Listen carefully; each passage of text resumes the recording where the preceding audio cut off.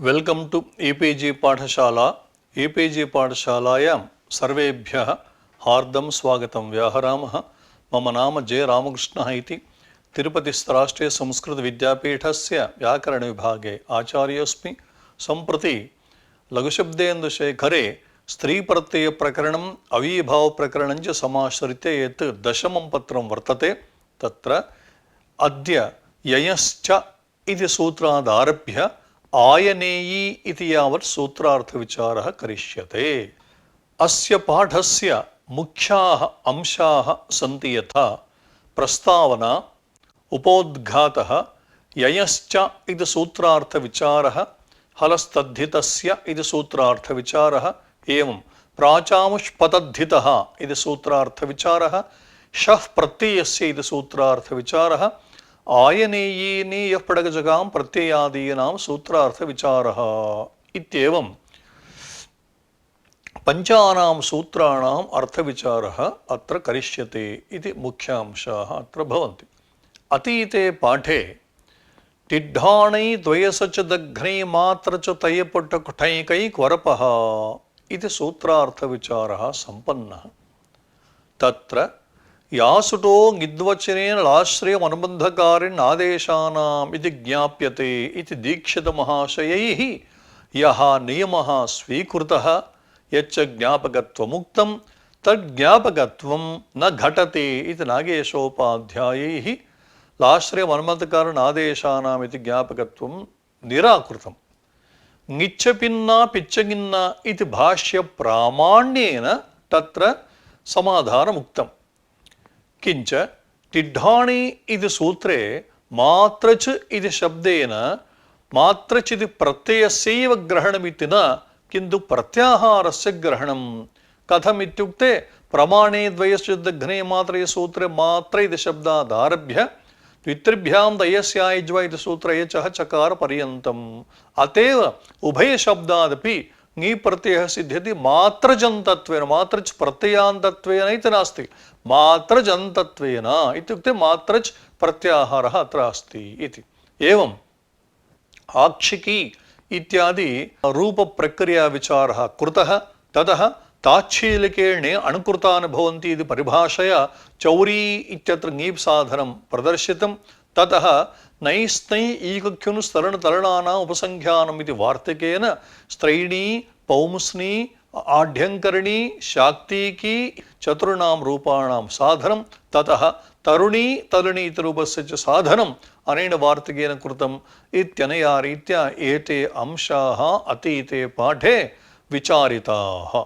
सम्प्रति अद्यतने पाठे ययश्च इति सूत्रार्थविचारः नाम आदौ ययश्च इति सूत्रस्य लघुव्याख्यानं क्रियते। ततः लघुशब्देन्दुशेखरीत्या तदर्थः विचारयिष्यते।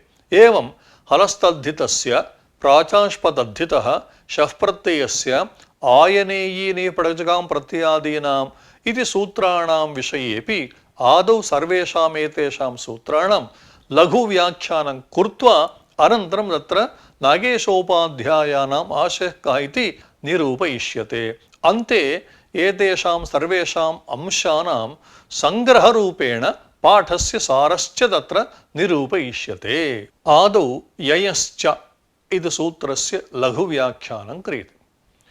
अष्टाध्याय्यां चतुर्थाध्यायस्य प्रथमे पादे षोडशम् इदं सूत्रं ययश्च इति। अत्र ज्ञाप्रातिपदिकात् स्त्रियाम् अनुपसर्जनात् इति सूत्रत्रयम् अधिक्रियते। ऋण्येभ्यो ङीप् इति सूत्रात् ङीप् इति च पदम् अनुवर्तते। यय इत्येतत् प्रातिपदिकस्य विशेषणं, तेन तदन्तविधिः। तथा च ययन्तात् प्रातिपदिकात् स्त्रियां ङीप् स्यात् इति सूत्रार्थः लभ्यते। उदाहरणं गार्गी। अत्र गर्गस्य गोत्रापत्यमित्यस्मिन्नर्थे गर्गशब्दात् गर्गादिभ्यो यय् इति सूत्रेण यय् प्रत्ययः क्रियते। तद् यय् प्रत्ययं यकारस्य इत्संज्ञा तेन तद्धितेष्वचामादि इति सूत्रेण गर्ग इत्यत्र आदेः गकारोत्तरवर्तिनः अकारस्य ऊर्ध्वौ आकारे गार्गय यस्येति चकारलोपे गार्गय गार्ग्य इति प्रातिपदिकं ययन्तं वर्तते। अतः प्रकृतसूत्रेण ययश्च इति सूत्रेण ययन्तात् प्रातिपदिकं सूत्रेण ङी प्रत्यये कृते गार्ग्य ई इति वर्तते।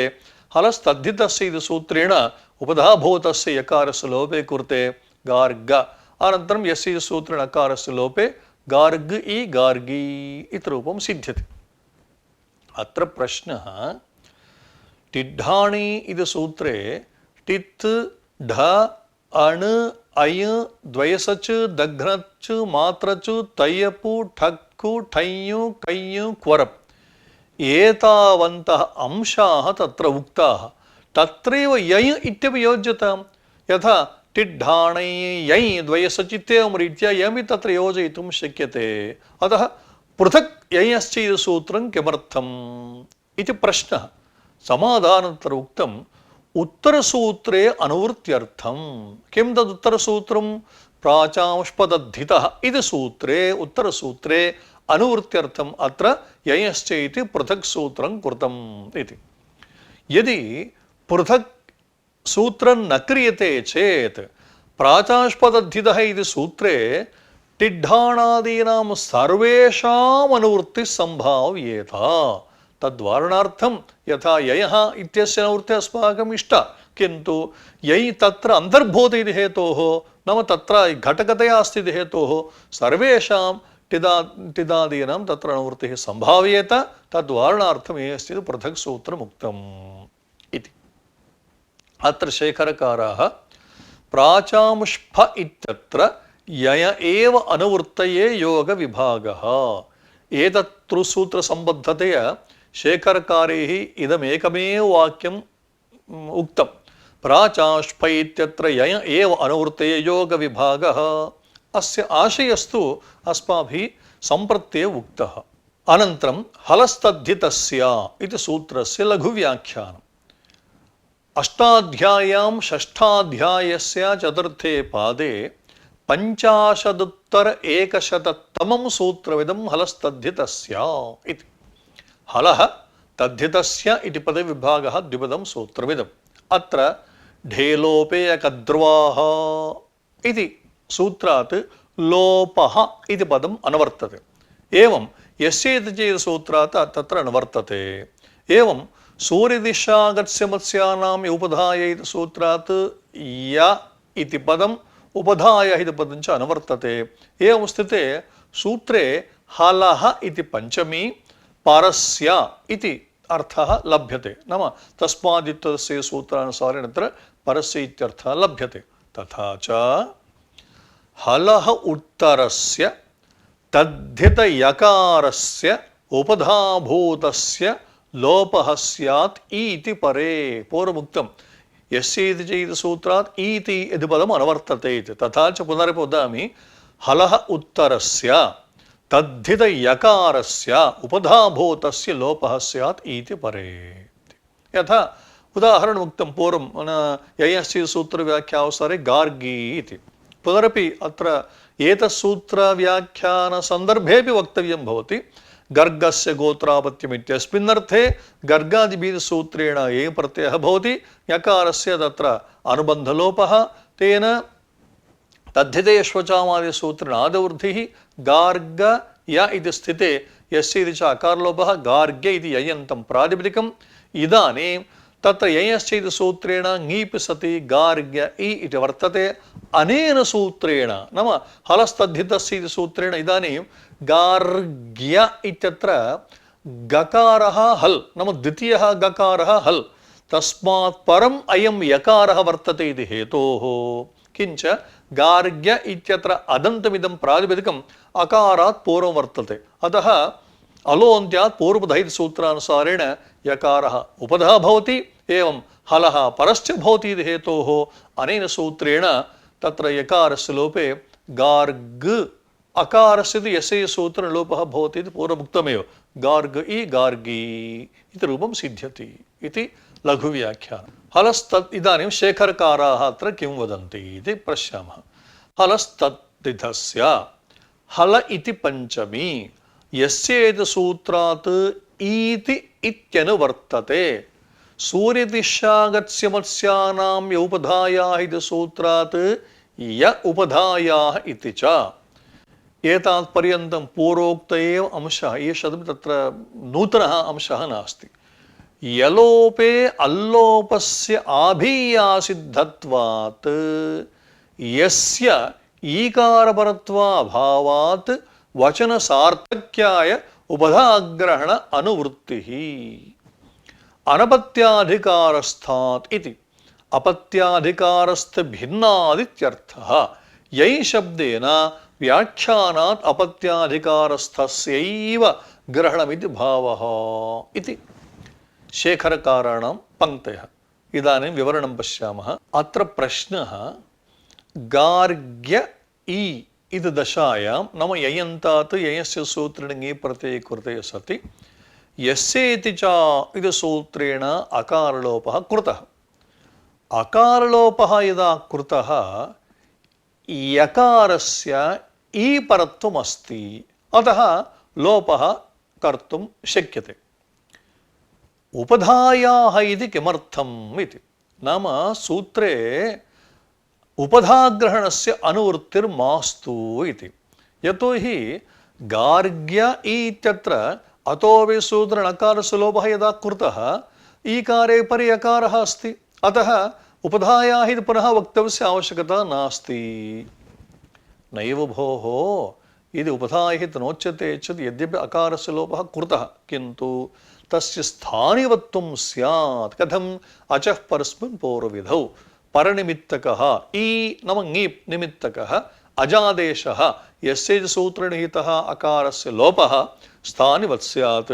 स्थानिभूतादिशः पूर्ववृत्तेन दृष्टस्य यकारस्य हलस्तद्धिस्य सूत्रेण लोपे कर्तव्य इति स्थानिवद्भावः प्राप्नोति इति भवद्भिः वक्तुं न शक्यते। कुतः इत्युक्ते अजः परस्मिन् इति सूत्रेण यः स्थानिवद्भावः उक्तः तस्य निषेधः वर्तते न पदान्तद्विर्वचनवरे यलोपस्वरसवर्णानुस्वार दीर्घजस्तर्विधिषु इति। नाम यलोपे कर्तव्ये स्थानिवद्भावः नास्ति। इदानीम् अत्र हलस्तद्धितस्य इति सूत्रेण यलोप एव क्रियमाणः वर्तते हेतोः स्थानिवद्भावः नास्ति।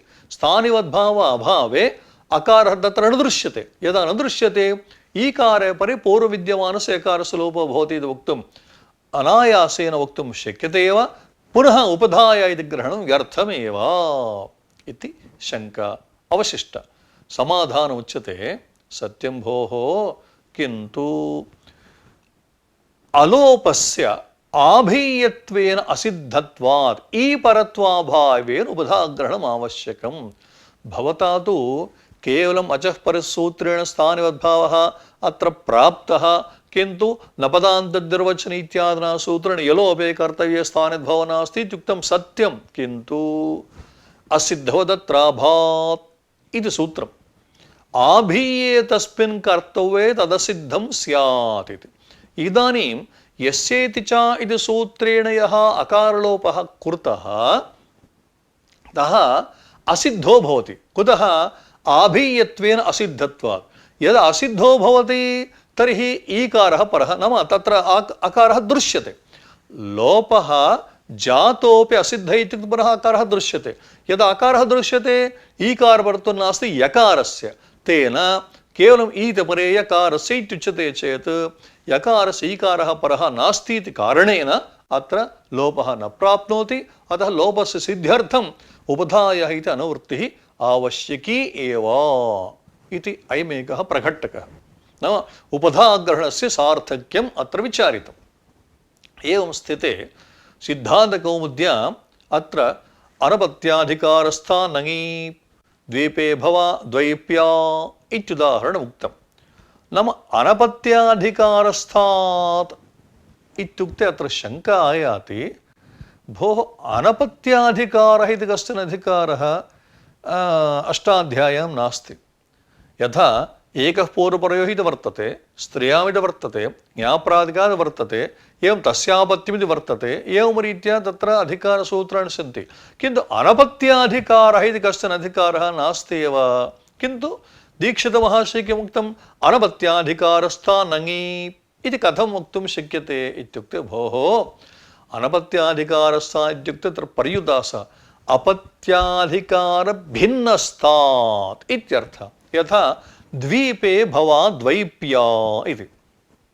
द्वीपशब्दात् भवार्थे द्वीपादनुसमुद्रं व्यय इति सूत्रेण ययि प्रत्ययः क्रियते।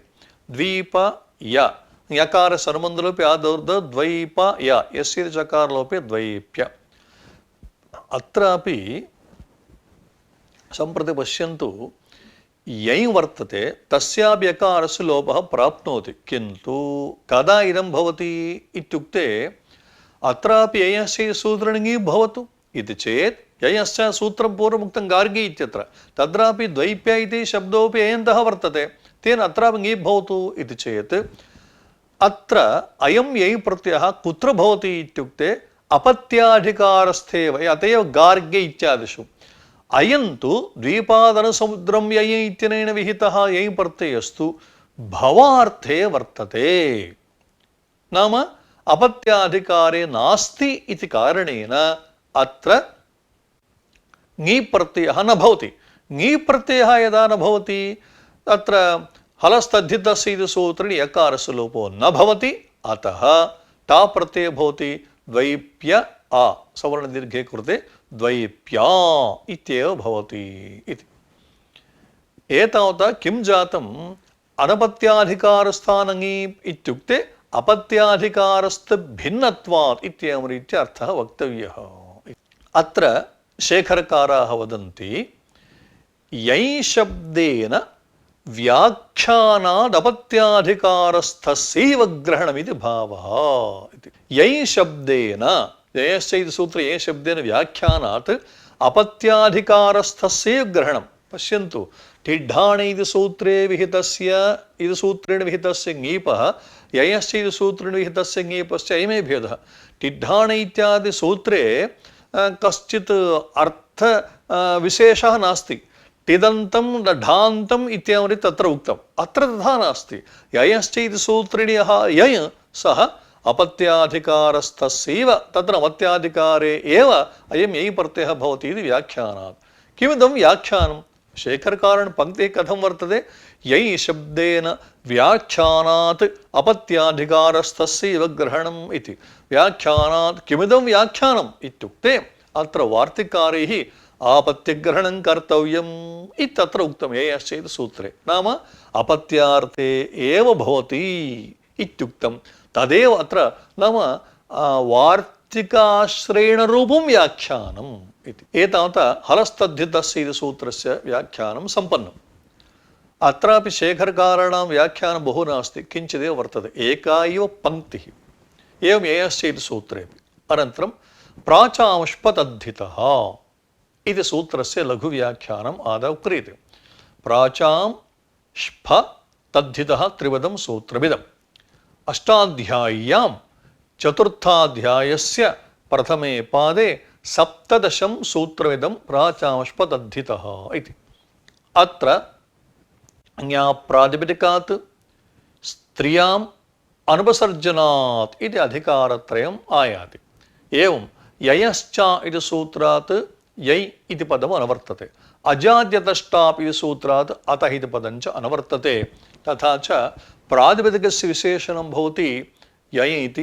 तेन किं भवति? तदन्तविधिः ययन्तात् प्रातिपदिकात् स्फः वा स्यात् स्त्रियां स च तद्धितः इति सूत्रार्थः। अत्र स्फ इति प्रत्ययः स्त्रीप्रत्ययप्रकरणे उक्तः। सम्प्रति स्त्रीप्रत्ययप्रकरणं प्रचलति।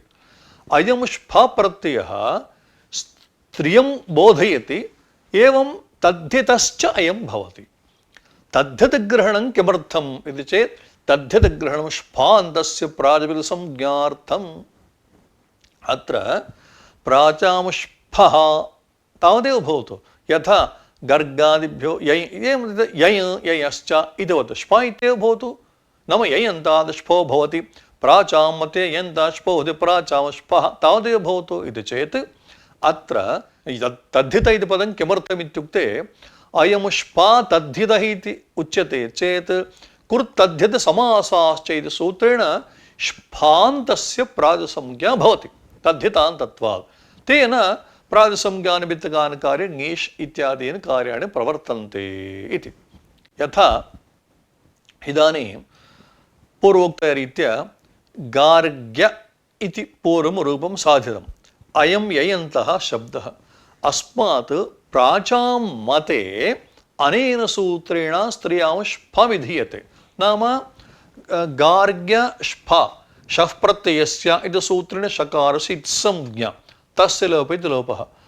गार्ग्य फ आयनेयी नीपडगजगां प्रत्यादेन सूत्रेण आयनादेशः।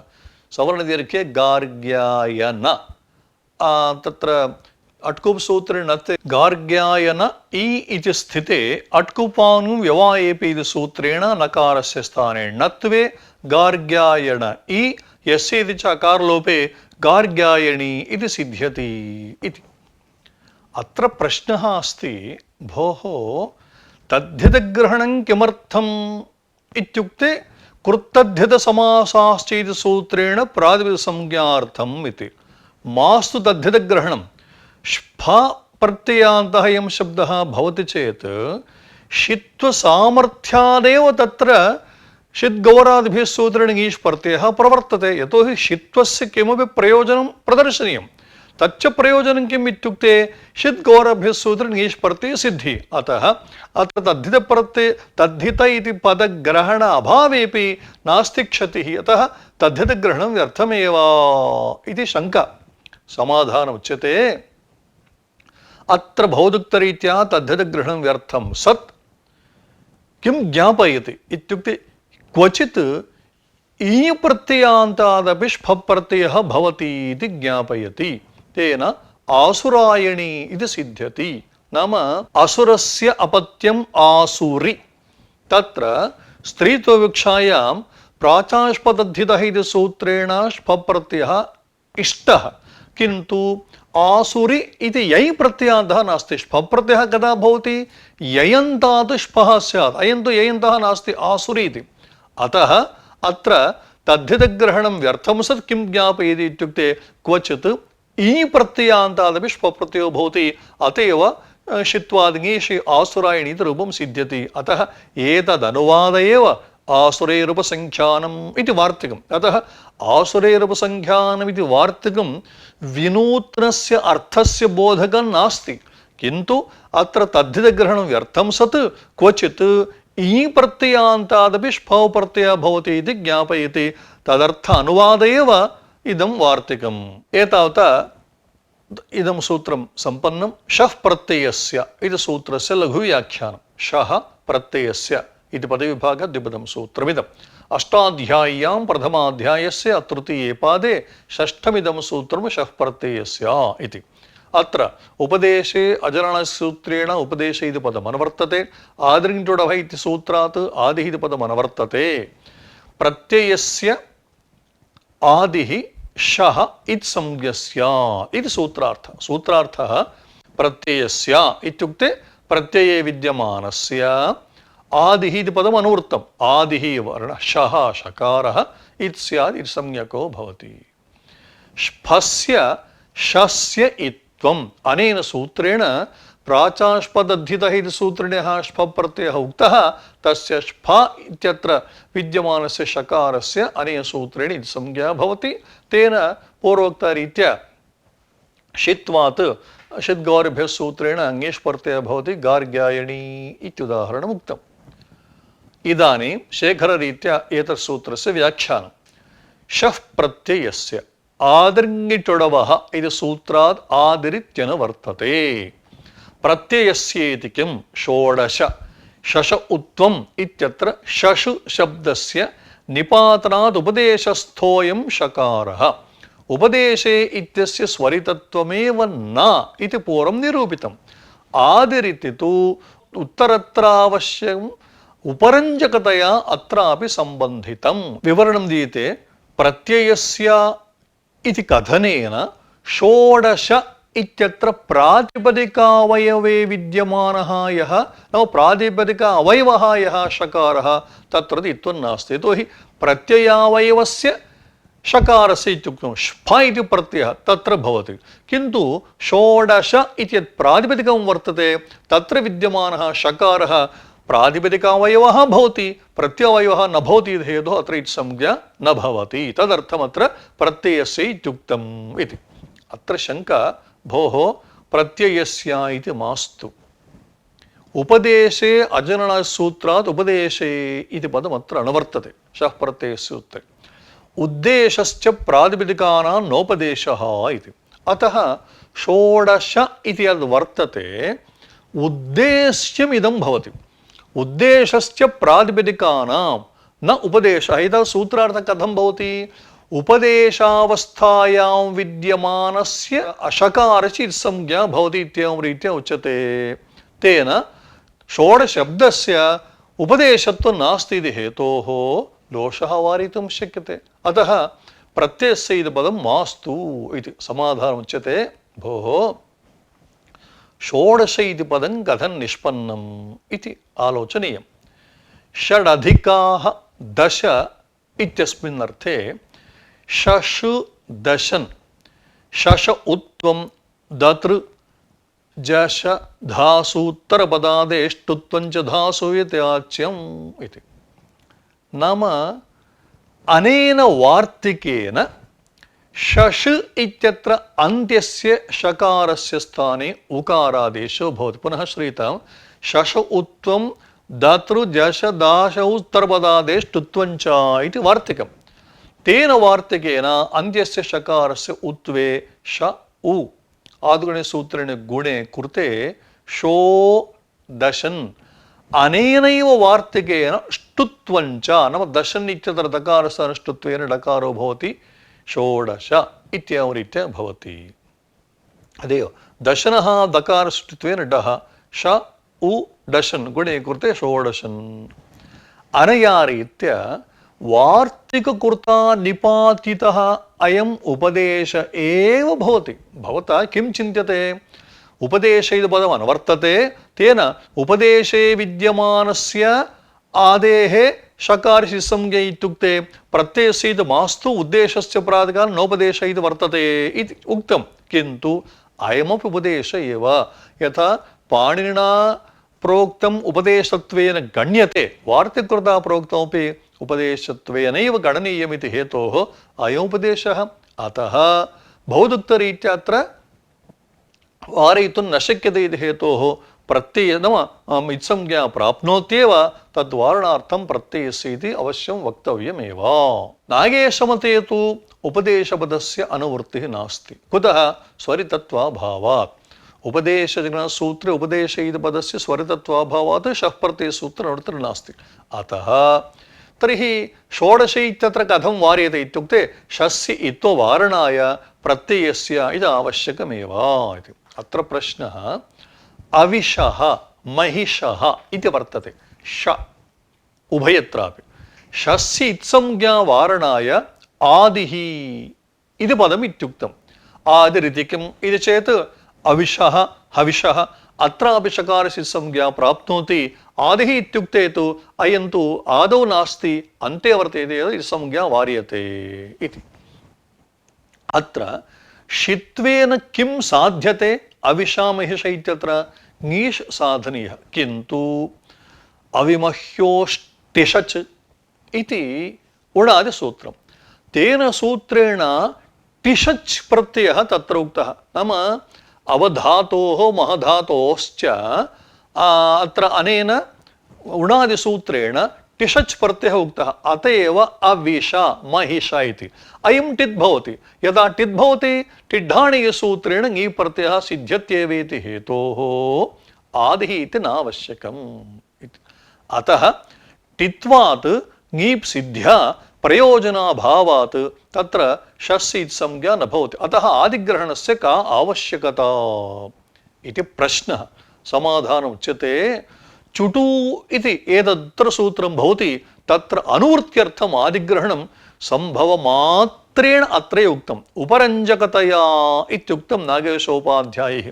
उपरञ्जकतया नाम सम्भवमात्रेण, अत्रापि सम्भवो अस्ति इति तावता एव अत्र उक्तं वस्तुतः आदिग्रहणस्य प्रयोजनं तु उत्तरसूत्रे चुटु इत्यत्रैव एतावता एतत् सूत्रार्थः सम्पन्नः शः प्रत्ययसूत्रार्थः सम्पन्नः सम्प्रति आयनेयी नीयः पडजघां प्रत्ययादीनाम् इति सूत्रस्य लघुव्याख्यानं क्रियते आयनेयी नीयः पडगजघां प्रत्ययादीनाम् इति त्रिपदं सूत्रमिदम् अष्टाध्याय्यां सप्तमाध्यायस्य प्रथमे पादे द्वितीयं सूत्रमिदम् आयनेयी नीयः पडगजघां प्रत्ययादीनाम् अत्र आयन् च एय् च ई च ईन च आयनेयीनि यः अनन्तरं पढक च घां फच ढच खच घश्च पडगजगाते घाः तेषां पडगजघाम् इति प्रत्ययादीनाम् इत्यत्र प्रत्ययस्य आदयः प्रत्ययादयः तेषां प्रत्ययादीनाम् इत्येवं रीत्या अत्र विग्रहः क्रियते फ ढ ख छ घ इत्येतेषां विशेषणं भवति प्रत्ययादीनाम् इति नाम प्रत्ययादीनां फ ढ ख छ घ इत्येतेषां स्थाने यथासङ्ख्यमनुदेशसमाननियमानुसारेण आयन् एय ईन ईय इय इत्यादेशाः प्रवर्तन्ते प्रत्ययादीनां फादीनां क्रमात् आयन्नादयः आदेशाः स्युः इत्येवं रीत्या सूत्रार्थः भवति शेखरकाराः अत्र किं वदन्ति इति किञ्चित् द्रक्ष्यामः आयनेयी नीय पडगजगां प्रत्यादिनम् आयनो नस्य न इत्वं फिनो नित्करणात् तत्साहचर्यात् ईनोऽपि नस्य नेत्वम् आदिग्रहणं किम् ऊरुद्वयसं प्रत्ययेति किं भक्कति खनति कच् घयादौ घिण्यतोः खित्यनव्ययस्य इत्यादि लिङ्गात् इत्संज्ञैव न आदेशाः उणादीनां बहुलवचनात् न आदेशाः घजः चित्तसामर्थ्यात् एते प्रत्ययसम्बन्ध्यादेशाः उपदेशसन्नियोगशिष्टकार्यादपि पूर्वमेव तेन अन्तोदात्तत्वाय चित्तं सफलम् अन्यथा आद्युदात्तत्वेनैव सिद्धौ तद्वैयर्थं स्पष्टमेव इत्येवं रीत्या आयनेयी इत्यादि सूत्रसम्बद्धतया व्याख्या कृता श्रीमता नागेशोपाध्यायेन अत्र एवम् आशयः अस्ति आयनो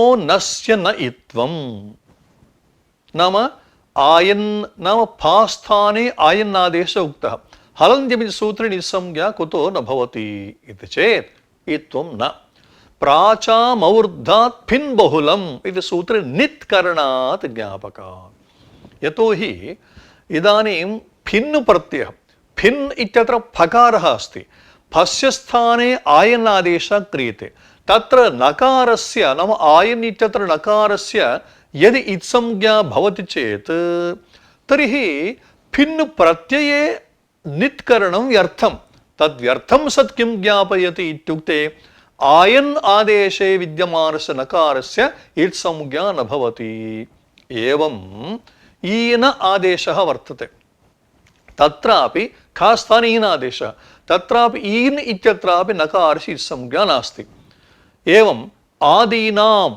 इति वर्तते दघ्नचः घस्य न इयु इति नाम बाढकजगां प्रत्ययादीनाम् इति वर्तते तेन दघ्नच् प्रत्ययः मध्ये घकारः वर्तते यद्यपि घकारः तत्र वर्तते इयादेशः नास्ति केवलम् आदिपदं परित्यज्य प्रत्ययानाम् इत्युच्यते चेत् अस्मिन् प्रत्यये दघ्नच् प्रत्यये विद्यमानस्य घकारस्यापि स्थाने इयु आदेशः स्यात् तद्वारणार्थम् आदीनाम् इत्युक्तं तेन दघ्नचि घकारः आदौ नास्ति इति हेतोः इयादेशः तत्र न प्रवर्तते अनन्तरं प्रत्ययादीनाम् इत्यत्र प्रत्ययपदं वर्तते यदि प्रत्ययपदं नास्ति केवलम् आदीनाम् इत्युच्यते चेत् फक्क असभ्यौ व्यवहारे इति धातुः एवं खनु अवधारणे इति धातुः अत्र धातौ विद्यमानस्य फकारस्य कन धातौ विद्यमानस्य ककारस्यापि क्रमेण आयनादेशः ईनादेशश्च इति आदेशयोः सम्भवो अस्ति। तद्वारणार्थं प्रत्यय इत्युक्ते तु अत्र विद्यमानः फकारो वा खकारो वा न प्रत्ययसम्बन्धी किन्तु धातुसम्बन्धी इति हेतोः अत्र आयनादेशो वा ईनादेशो वा न प्रवर्तते इति। एवं स्थिते खित्यनव्ययस्य इति सूत्रम्। खिति ह्रस्वः विहितः, अतः खस्य न ईनादेश। सम्प्रति प्रश्नः कः इत्युक्ते प्रियवशे वदः खच् इति सूत्रम्। एवं एजेः खश् इति सूत्रम्। अत्रापि ख प्रत्ययः वर्तते। अस्माभिः किं क्रियते? तत्र लशक्वदध्यति सूत्रेण खकारस्य संज्ञा उच्यते, किन्तु प्रकृतसूत्रानुसारेण आयनी इत्यादि सूत्रानुसारेण खच् प्रत्यये एवं खश् प्रत्यये च खकारस्य स्थाने ईनादेशः कुतो नास्ति इति प्रश्नः। समाधानम् उच्यते सत्यं प्राप्नोति, किन्तु खित्वस्य प्रयोजनमुक्तं। खित्यनव्ययस्य इति सूत्रेण खितिपरे ह्रस्वः भवति इति। यदि भवदुक्तरीत्या खस्य स्थाने ईनादेशः क्रियते चेत् तस्य खित्वं नास्ति इति हेतोः अत्र खिन्निमित्तकः ह्रस्वः इत्यादिकार्यं न सिद्धेत्। एवमेव पद रुच विष स्पृशो घै, अत्रापि घै इत्यत्र घकारस्य स्थानेपि ई आदेशः नास्ति। कुतो नास्ति इत्युक्ते चजोः कुघिण्यतोः इति सूत्रेण घित् प्रत्यये परे कुत्वमुक्तम् इति हेतोः तत्र इत्संज्ञा एव भवति घकारस्य। कुत्र? पद रुज विषस्पृशो घै सूत्र विद्यमानस्य घकारस्य इत्संज्ञा एव भवति लशक्वदद्य सूत्रेण। प्रकृतसूत्रानुसारेण तत्र आदेशः नैव भवति इति। एवं स्थिते उणादि प्रक्रिया शमेः खः इति सूत्रं, नाम शमधातोः ख प्रत्ययो भवति। शङ्खः नाम मकारस्य स्थाने नस्यापदसूत्र अनुस्वारः, अनुस्वारसूत्र परसवर्णे कृते शङ्खः। एवं शमेर्ढः इति सूत्रेण उणादिसूत्रेण शमधातोः ढ प्रत्यये कृते पूर्वोक्तरीत्या मकारस्य अनुस्वारे परसवर्णे च षण्ढः इति वर्तते। अत्र शङ्ख इत्यत्र प्रत्ययस्य खकारस्य, षण्ढ इत्यत्र प्रत्ययस्य ढकारस्य च क्रमेण खास्थाने ईनादेशः ढास्थाने ई आदेशस्य प्रकृतसूत्रेण कुतो न प्रवर्तते इति चेत् भवदुक्तं सत्यं, किन्तु उणादयो बहुलम् इति सूत्रम्। अत्र ख प्रत्ययः ढ प्रत्ययश्च उणादिषु अन्तर्भूतौ इति हेतोः अत्र बहुलग्रहणात् ख इति श्रूयते एव, ढ इति श्रूयते एव, न तु खस्य स्थाने ईनादेशो वा ढ इत्यस्य स्थाने ए आदेशो न प्रवर्तते उणादिबडसूत्रे बहुलग्रहणात्। एवमेव तत्र वस्तुतः ख इत्यस्य एवं ढ इत्यस्य च तत्र इत्संज्ञा कुतो नास्ति, नाम ख इत्यत्र लशक्वदध्यते इति सूत्रेण इत्संज्ञा कुतो नास्ति इत्युक्ते बहुलग्रहणादि इत्संज्ञापि नास्ति इति। इदानीं स्फान्तात् ङीष् प्रत्ययः प्राप्नोति इति शङ्का। तद्वारणं ननु स्त्रियामेव स्फविधानात् उक्तार्थानाम् अप्रयोगः इति ङीष् न स्यात्, अतः षित्वसामर्थ्यादिति। स्फेण उक्तेपि कौमुदी स्फेण उक्तेपि स्त्रीत्वे षित्वसामर्थ्याद् ङीष् इति। अत्र द्योतितेपि इत्यर्थः। निर्बद्धं सुबद्धं भवति इति न्यायेन क्वचित् समुच्चयस्य दृष्टत्वात् षित्वोऽपि तदाश्रयणे ज्ञापकं। भोः अस्माभिः गार्ग्यायणी इत्यत्र किं कृतम् इत्युक्ते स्फा षित् भवति तेन ङीष् भवति। अरे स्फा इति प्रत्ययः स्त्रियामित्यधिकारे वर्तते, स्त्रीत्वरूपार्थं बोधयति।